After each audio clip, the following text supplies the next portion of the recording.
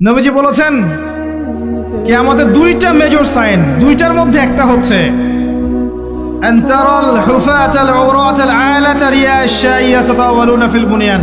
যখন সমাজের দরিদ্র শ্রেণীর মানুষেরা, যাদের পায়ে স্যান্ডেল ছিল না, গায়ে কাপড় ছিল না, এরা উঁচু উঁচু বিল্ডিং নির্মাণের প্রতিযোগিতা করতে থাকবে, ফান্তাজিরিস সাআহ, তখন কিয়ামতের অপেক্ষা করতে থাকবে। আজকে থেকে 100 বছর আগে ছিল এগুলা? 200 বছর আগে ছিল? সুবহানাল্লাহ। আর কোন সাইনের জন্য অপেক্ষা করছেন? তিনি বলেছেন শেষ জামানায় women will dressed but still they will be naked।